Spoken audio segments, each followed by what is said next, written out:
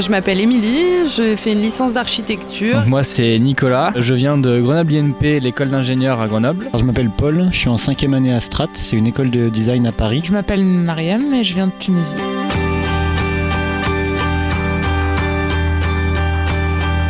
On m'a proposé un workshop de 3 jours pour relever un challenge au niveau horaire et créativité. C'est la première fois que je fais un workshop, c'est la première fois que je fais un challenge comme ça. C'est un challenge de 50 heures, le chrono tourne en boucle sans arrêt et donc il faut vraiment respecter les délais. On va bosser H24, on va réfléchir à 24 et c'est ce qui permet d'avoir une grande productivité. Et bah non, j'ai juste peur de pas dormir en fait, c'est tout.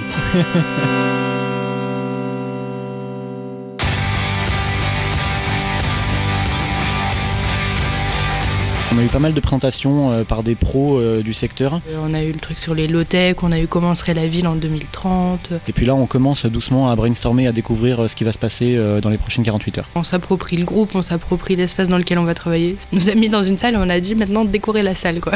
L'esprit de groupe est associé à justement cette espèce de chronomètre, ça a donné de la créativité assez explosive. Qu'on soit tous réunis, tous à fond et d'univers très différents sans se connaître, et ben on n'a aucune gêne, aucune limite, j'ai l'impression. Rien que mon équipe de 10 personnes, je pense que 2 personnes ne sont pas identiques et on est tous hyper complémentaires. On n'a pas encore bien cerné une idée précise de l'objet en fait, parce qu'on est tous là pour apporter des idées, mais surtout pour se donner la conviction qu'on va produire quelque chose.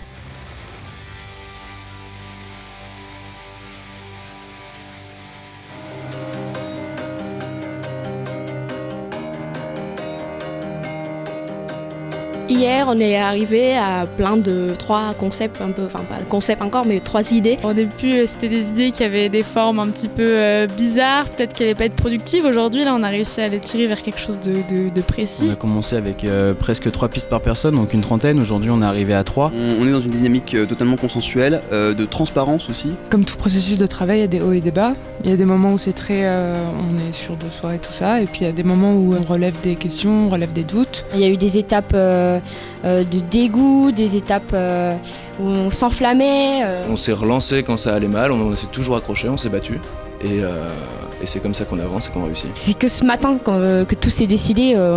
Voilà, comme on dit, c'est le principe de l'entonnoir, on élargit, on affine. Et ensuite, ça sera tous ensemble travailler sur la façon de le présenter, non seulement le discours qu'on va avoir, mais surtout l'originalité dans la façon qu'on va avoir de le présenter. Au niveau du dessin, au niveau des plans, je pense que ça va être très très chouette. Je pense qu'on a une idée qui est assez solide et qui pourrait plaire à une majorité de personnes.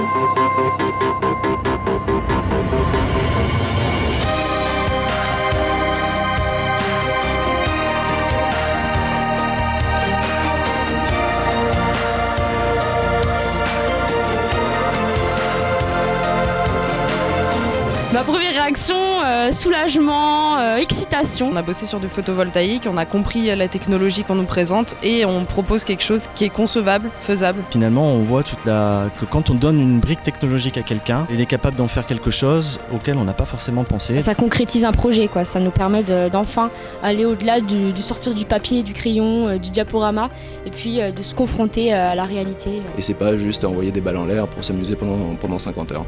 C'est ça aussi la concrétisation, derrière il y a un sens et c'est ça qui fait que c'est une réussite en plus.